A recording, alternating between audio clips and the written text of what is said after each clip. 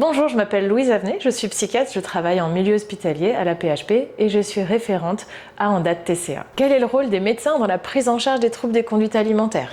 Pourquoi la prise en charge des TCA n'est pas uniquement diététique ou psychologique? Une réponse simple, pour poser un diagnostic, il faut éliminer un diagnostic différentiel, des diagnostics différentiels. Ils peuvent être neurologiques, endocriniens, psychiatriques, etc. Il faut aussi évaluer le retentissement des troubles et les comorbidités associées, somatiques ou psychiatriques. Alors oui, il faut consulter auprès d'un médecin, même si c'est dur, de mettre des mots sur ces troubles et pouvoir parler de ces difficultés autour de l'alimentation. Sachez qu'en face, votre médecin peut aussi se sentir démuni devant ce diagnostic à poser. Et ce n'est pas grave. C'est même normal. On comprend bien la difficulté de poser un diagnostic de cet ordre, car l'impact des troubles alimentaires touche le psychique, le corporel, l'entourage, le social. Il s'agit pour les médecins de dépister des symptômes que le patient a consciemment ou non pris l'habitude de cacher à cause de la honte ou de la culpabilité ressentie, ou de propos stigmatisants et des injonctions reçues par l'ensemble de la société. Il faut juste perdre du poids, ça ira mieux, il faut juste en prendre, fais du sport, etc. Pour améliorer la prise en charge de ce trouble qui touche plus de 900 000 personnes en France, il ne suffira donc pas de demander au patient d'énumérer ses antécédents médicaux et psychiatriques. Encore une fois, honte, culpabilité, déni font partie intégrante de ces maladies. On peut s'appuyer sur quelques questions simples et validées, comme le SCOF ou d'autres plus ciblées sur la boulimie et l'hyperphagie. On les retrouve dans les recommandations de la Haute Autorité de Santé. Il y a des fiches de synthèse très accessibles pour vous, pour mettre dans votre salle d'attente, pour vous appuyer, donner à vos patients. Vous êtes-vous fait déjà vomir parce que vous ne vous sentiez pas bien, l'estomac plein? Craignez-vous d'avoir perdu le contrôle des quantités que vous mangez? Est-ce que ça vous arrive souvent?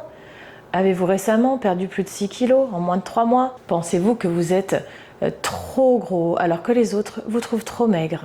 Diriez-vous que la nourriture est quelque chose qui occupe une place dominante dans votre vie? Avez-vous eu ou pensez-vous avoir un problème avec votre poids ou votre alimentation? Il faut s'inventer ces petites phrases, vous pouvez vous baser là-dessus. Votre poids vous inquiète-t-il de manière excessive? Votre poids influence-t-il la façon dont vous vous sentez? Est-ce que quelqu'un de votre entourage pense que vous avez un problème avec votre alimentation? Les médecins peuvent se sentir impuissants du fait de l'absence de plainte exprimée par les patients et surtout aussi de la difficulté à mettre en place des soins. Accès géographique, coût des soins, manque de soignants, surcharge hospitalière, etc.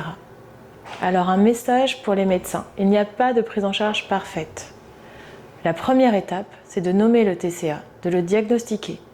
Le patient vous a choisi pour en parler, l'alliance est là et se construit à chaque étape. C'est déjà un pas vers la guérison des patients que de vous en parler, d'expérimenter une bienveillance envers ces troubles. Donc avoir un suivi médical, c'est légitime, obligatoire, nécessaire et c'est pouvoir être pris en charge dans votre globalité pour accompagner une maladie qui peut se chroniciser. L'important, c'est d'avoir la volonté dans cette relation médecin-malade d'avancer pour soigner ce trouble des conduites alimentaires.